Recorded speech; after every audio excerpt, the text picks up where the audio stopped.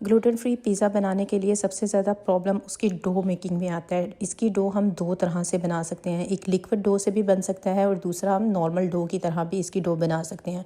आज मैं आप लोगों के साथ नॉर्मल डो की रेसिपी के साथ पिज़्ज़ा बनाने की रेसिपी शेयर कर रही हूँ। जितने भी मैंने इंग्रेडिएंट्स मेंशन किया है उसमें ग्लूटेन फ्री फ्लोर के अलावा सब चीज़ों को आपने डालकर अच्छी तरह से मिक्स कर लेना और फिर थोड़ा थोड़ा सा फ्लोर ऐड करना है, जैसा कि मैंने आपको वीडियो में दिखा रही हूँ। इसकी कंसिस्टेंसी इस तरह की होनी चाहिए।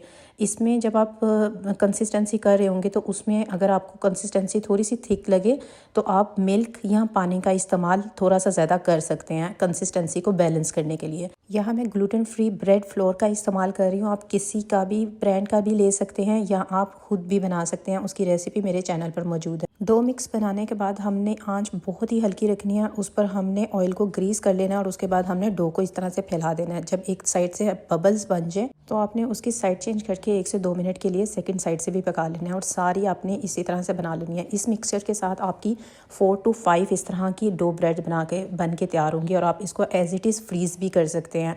जब भी आपने निकालना है, आपने पिज़्ज़ा बनाना है, उसको आप बना के तैयार कर लें। सबसे मैंने पिज़्ज़ा सॉस लगाई थी, फिर मैंने चीज़ रखी है, फिर चिकन, शिमला मिर्च रखने के बाद मैंने एक और ब्रेड का स्लाइस रखा है और उसके बाद मैंने चीज़ और शिमला मिर्च को दोबारा करके और मैंने इसको डबल लेयर पिज़्ज़ा बनाया है। आप इस तरह से भी बना सकते हैं, आप सिंगल लेयर भी बना सकते हैं। और ओरिगानो को मैंने लास्ट में स्प्रिंकल किया था।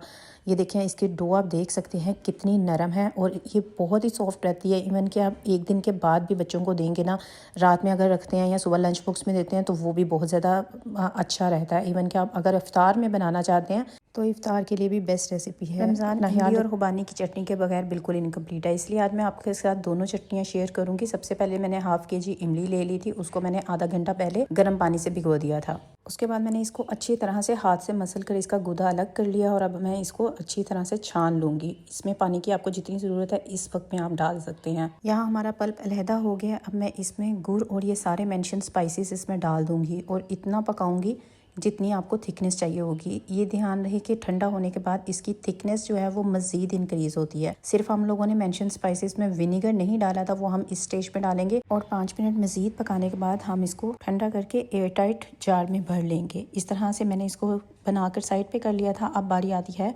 खुबानी की चटनी की। खुबानी के लिए मैंने हाफ़ kg ही खुबानी ली थी और इसको 4 से 5 बार आपने बहुत अच्छी तरह से धोना है। इसमें बहुत ज़्यादा मिट्टी होती है, इस चीज़ का ध्यान आपने रखना है। उसके बाद मैंने इसी पानी में इसको मैंने ग्राइंड कर लिया था और सेम बर्तन में मैंने इसको पकने के लिए डाल लिया। इसमें अब आपने 1 कप इमली का पल्प डालना है। यहाँ हमारे पास हाफ़ kg खुबानी थी और इसमें हम जब पानी ऐड करेंगे तो तकरीबन 1 लीटर के करीब इसमें पानी हमने ऐड करना है। इसके बाद मैंने इसमें सारे मेंशन स्पाइसेस जो हैं वो मैंने डाल दिए थे। इस स्टेज पे बस आपने मेंशन स्पाइसेस में से विनेगर आपने ऐड नहीं करना और इसको बहुत अच्छी तरह से पका लेना है।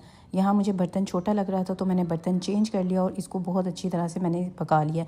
इस स्टेज पर मैंने इसमें 2 टेबल स्पून विनेगर ऐड किया है और मज़ीद 5 से 7 मिनट के लिए मैंने पका लिया है। पकाने के बाद अच्छी तरह से जब ठंडा हो गया इसको मैंने जार में फिल कर लिया। 2 से 3 चीज़ों का आपने ध्यान रखना है कि जार आपका बिल्कुल भी पानी ना लगाओ, बिल्कुल खुश्क होना चाहिए, अच्छी तरह से धुला हुआ होना चाहिए, खुश्क होना चाहिए। और उसके बाद आपने इसको ठंडा करके चटनी को सेव करना है। बचपन में इसके साथ पकौड़ों में 2 ही चीज़ें चाहिए होती थी, एक तो बहुत अच्छे क्रिस्पी होने चाहिए और दूसरा इनमें नमक मिर्च बहुत अच्छी तरह से बैलेंस होना चाहिए। इसके लिए मैं आप लोगों के साथ आज पकौड़ा मिक्स की रेसिपी शेयर करूंगी जो कि आप बनाकर पूरे महीने के लिए फ्रिज में रख सकते हैं। और इसके साथ साथ आपके साथ ऐसी टिप्स एंड ट्रिक्स भी शेयर करूंगी जिसके साथ आप पकौड़े बहुत अच्छे क्रिस्पी बना सकते हैं। तो मैंने सबसे पहले वेजिटेबल्स को सारी को कट कर लिया था। पोटैटोस को मैंने थिन स्लाइस में कट कर लिया था। इसके साथ मैंने ब्रिंजल लिया था जिसकी थिकनेस भी मैंने आपको शो की है कि कितनी होनी चाहिए। इसके बाद मैंने मिक्स पकौड़ा बनाने के लिए प्याज, बंद गोभी और आलूओं को थिनली स्लाइस कर लिया था। इसके बाद मैंने हरा धनिया और हरी मिर्चों को भी बहुत बारीक चॉप कर लिया था। इसे एक बर्तन में हम डाल लेंगे, जितनी भी हमें वेजिटेबल्स चाहिए सबको डालने के बाद यहाँ आप पालक भी डाल सकते हैं। इसमें मेरे पास इस वक्त मौजूद नहीं थी तो मैंने नहीं डाला और इसको आप एक साइड पे रख देंगे। आपने इसके अलावा कुछ भी नहीं डालना। अब यहाँ मैं पकौड़ा मिक्स बना रही हूँ सारे मेंशन स्पाइसेस के साथ। मैंने 1 कप मैंने इसमें कॉर्नफ्लावर डाला था और 1 कप मैंने इसमें राइस फ्लावर डाला था। इसको आप बनाकर अच्छी तरह से मिक्स करके एक एयर टाइट जार में फ्रिज में रख दें। जब आप इसको फ्रिज में रखेंगे तो इसके बाद आपको इसमें कुछ भी डालने की पूरा महीने ज़रूरत नहीं पड़ेगी। जितनी क्वांटिटी मैंने लिखी है इतनी क्वांटिटी आपके पकौड़ा मिक्स के लिए बहुत इनफ होगी। आलू और बैंगन फ्राई करने के लिए यहाँ मैंने पकौड़ा मिक्स की थोड़ी सी क्वांटिटी लिया और उसमें पानी डालकर मैंने अच्छी तरह से मिक्स कर से साइड पे रख लिया। वो मिक्सचर ना तो बहुत ज़्यादा रनी होना चाहिए और ना बहुत ज़्यादा थिक होना चाहिए। इसके बाद जब हम ये वाले पकौड़ा मिक्स बनाएंगे, इसमें आपने क्या करना है, आपने सिर्फ इतनी मिकदार में बेसन ऐड करना है कि जस्ट वेजिटेबल्स जो हैं वो कवर हो जाएं। और उसके बाद आपने इसमें पानी ऐड नहीं करना। जब आप बनाने लगेंगे उस वक्त आपने पानी ऐड करना है। इससे क्या होगा कि वेजिटेबल्स में जितना भी पानी होगा वो रिलीज़ हो जाएगा और आपको हो सकता है पानी भी ऐड करने की ज़रूरत ना पड़े। और अगर ऐड करना होगा तो जस्ट आपने इतना मिक्स करना है कि वो एक अच्छा बाइंड होना शुरू हो जाए। इसके बाद मैंने आलू और बैंगन को फ्राई कर लिया था और यहाँ मैंने अपने पकोड़े भी फ्राई कर लिए हैं। अच्छी तरह क्रिस्पी होने तक, गोल्डन ब्राउन होने तक इनको पकाएंगे और चटनी और या केचप के साथ आप सर्व कर सकते हैं। बहुत ही मज़े के ये बने थे और ये बहुत क्रिस्पी पकोड़े बनते हैं अगर आप इन्हीं ट्रिक्स को फॉलो करें। Take care. Gluten free menu और समोसा ना बने, ऐसा कैसे हो सकता है। आज मैं आपके साथ ग्लूटेन फ्री समोसा की रेसिपी शेयर करने वाली हूँ। बिल्कुल स्ट्रीट स्टाइल समोसा हम बनाएंगे। इसको खाने के बाद आपको बिल्कुल भी ऐसा फील नहीं होने वाला कि आप ग्लूटेन फ्री समोसा खा रहे हैं। चलें जी, सबसे पहले हम लोग इसके डो की तरफ चलते हैं। मैंने ग्लूटेन फ्री फ्लोर ले लिया था 1 कप। इसमें मैंने सॉल्ट और अजवाइन डाल के अच्छी तरह से मिक्स कर लिया है और उसके बाद मैंने 3/4 कप इसमें बॉइलिंग वाटर डाला है। आपने देख रहे होंगे कि पानी से धुएं निकल रहे थे, बिल्कुल बॉयल होता हुआ मैंने इसमें पानी ऐड किया है। इसके बाद मैंने 2 टीस्पून मैंने ऑयल लिया और इसको अच्छी तरह से मिक्स कर लिया। जब ये अच्छी तरह से मिक्स हो जाएगा, ऐसे डो की शेप में आ जाएगा, तो आपने इसको रूम टेम्परेचर पर आने के लिए साइड पर रख देना है। इसके ठंडा होने तक हम इसकी फिलिंग की तैयारी कर लेती हैं। पोटैटोज़ को मैंने बॉईल कर लिया था और इसको आपने हाथ से इस तरह से मैश करना है। अगर आपने सही वाले स्ट्रीट स्टाइल समोसे का फ्लेवर लेना है ना, तो आपने पोटैटोज़ को इसी तरह से मैश करना है। हल्के हल्के से ये मोटे ही रहते हैं। अब इसमें नमक, कुटी हुई लाल मिर्च, चाट मसाला पाउडर, कुटा हुआ ज़ीरा और सूखा धनिया, हैंडफुल आपने इसमें कोरिएंडर ऐड करना है और 2 से 3 आपने बारीक काट के हरी मिर्ची ऐड कर देनी है। मसाला आप अपने अकॉर्डिंग कम ज़्यादा कर सकते हैं। ये थोड़ा सा मैंने ज़्यादा स्पाइसी बनाया था। अब आपने डो को इस तरह से अच्छी तरह से मैट पर डालकर अच्छी तरह से गूंद लेना है। यहाँ अगर आपको डो थोड़ी सी नरम लगे तो आपने 2 से 3 टेबलस्पून और मज़ीद इसमें आटा ऐड करना है और इस तरह से अच्छी तरह से गूंद लेना है। मैंने भी इस वक्त में इसमें दोबारा थोड़ा सा आटा यूज़ किया था क्योंकि मुझे डो थोड़ी नरम लग रही थी। इसमें हमने डो का ख्याल रखना है, हमें बहुत नरम डो इस्तेमाल नहीं करनी है। डो थोड़ी सी सख्त होगी। यहाँ मुझे मालूम है कि अब आप लोगों के बहुत ज़्यादा क्वेश्चंस आएंगे कि मैंने ये कौन सा वाला ग्लूटेन फ्री फ्लोर यूज़ किया है। तो ये मैंने फुल्का फ्लोर यूज़ किया है। आप किसी भी कंपनी का फुल्का फ्लोर ले सकते हैं, ठीक है। अब उसके बाद मैंने इस तरह से पेड़े बना लिए थे। इसको मैंने बेल कर सही जो हम लोग आधा आधा करके समोसे की शेप देते हैं, वैसे ही मैंने समोसे की शेप दी और ये बहुत ईजीली हैंडल हो रहा था। कोई भी इसमें इशू नहीं हो रहा था। बस आपने जितनी मैंने आपको टिप्स एंड ट्रिक्स बताई है ना, उस चीज़ का आपने ख्याल रखना है, तो इंशाल्लाह आपके ग्लूटेन फ्री समोसे बहुत अच्छे बनेंगे। अब यहाँ पर मैंने समोसे इस तरह से फिल करती गई थी और रख लिए थे। अब इस स्टेज पर ना आप इनको लेयर्स लगाकर फ्रीज़ भी कर सकते हैं। 3 से 4 दिन या 1 हफ्ते तक ये बहुत अच्छे फ्रीज़ हो जाएंगे। यहाँ पर मैंने तेल बहुत ज़्यादा गर्म नहीं किया था। आपने देखा होगा कि समोसे जब मैंने डाले थे तो ऑयल बहुत हल्का सा गर्म था। उसके बाद इसको आपने दोनों तरफ से गोल्डन ब्राउन होने तक पकाना है और इफ्तारी में मज़ेदार से ग्लूटेन फ्री समोसों को एंजॉय करना है। बहुत ही मज़े के बने थे। मेरी बेटी ने तो इसको बहुत एंजॉय किया था। आप भी बनाइएगा और मुझे इसका फीडबैक ज़रूर दीजिएगा। रमज़ान शुरू हुए हैं, सबसे ज़्यादा मुझे ग्लूटेन फ्री रेसिपीज़ में से रिक्वेस्ट रोल पट्टी की आई है। आज जो मैं आप लोगों के साथ रेसिपी शेयर कर रही हूँ, इसको आप रोल पट्टी के तौर पे भी यूज़ कर सकते हैं, क्रीप सैंडविचेस भी बना सकते हैं और इसको एज अ लजानिया शीट्स भी यूज़ कर सकते हैं। इस वजह से जो भी मैं आपके साथ रेसिपी शेयर करूँगी, मैं बहुत डिटेल से आपको वो चीज़ें बताऊँगी। आपने इसको गौर से सुनना है और आपको सारे के सारे आपके क्वेश्चन के आंसर इसी रेसिपी में मिल जाएंगे। इसके अलावा जो भी आपके क्वेश्चन होंगे वो आप मुझे इसके कॉमेंट सेक्शन में पूछ सकते हैं। सबसे पहले मैंने 2 कप दूध यहाँ पर ले लिया था। दूध आपका रूम टेम्परेचर पर होना चाहिए। उसमें मैंने 2 टेबलस्पून ऑयल डाला था और अच्छी तरह से मिक्स कर दिया था। उसके बाद मैंने इसमें 1/2 टीस्पून सॉल्ट ऐड किया है और 1/2 टीस्पून मैंने बेकिंग पाउडर ऐड किया है। आप कोशिश कीजिएगा कि बेकिंग पाउडर को फ्लावर में ही अच्छी तरह से मिक्स कर लें और उसको छान कर और फिर इसमें ऐड करें।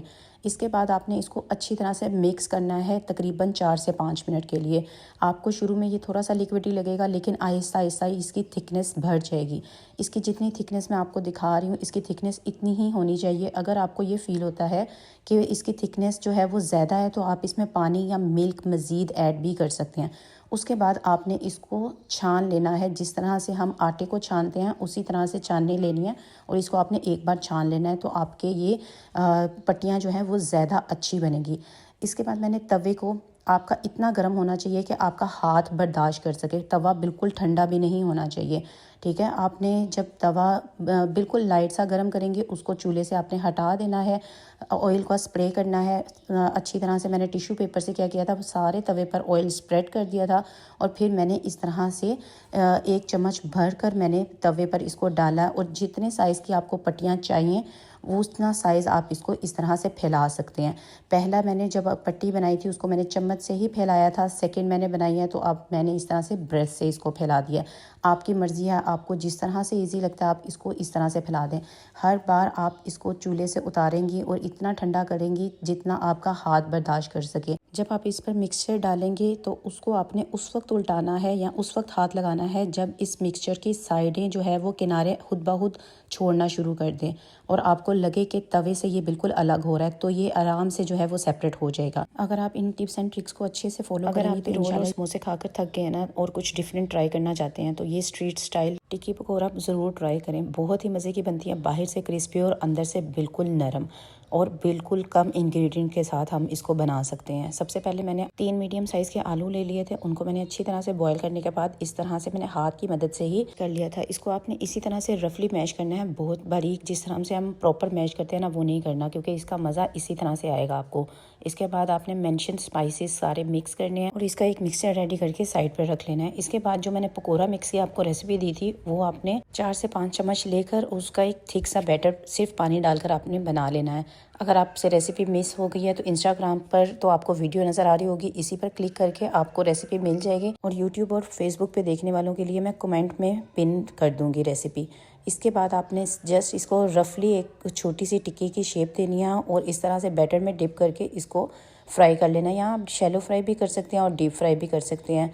2 से 3 मिनट आपने एक साइड पे फ्राई करना है। जैसे ही आपको लगे कि गोल्डन ब्राउन हो गई है, उसको आपने साइड चेंज करके इस तरह से बस दूसरी साइड से भी अच्छी तरह से पका लेना है। बस इस तरह आप जब दूसरी साइड से भी अच्छी तरह से पका लेंगे तो आपकी बहुत ही मज़े से की स्ट्रीट स्टाइल टिक्की पकौड़ा बिल्कुल रेडी है। इसको आप इंजॉय करें। पकौड़ों और समोसों से हट कर रेसिपी है, बहुत मज़े की ये रेसिपी बनती है। ज़रूर ट्राई कीजिएगा और रेसिपी को सेव कर लें ताकि आप इसको बना सकें। मुझे अपनी दुआ में याद रखिएगा। Take care. अल्लाह।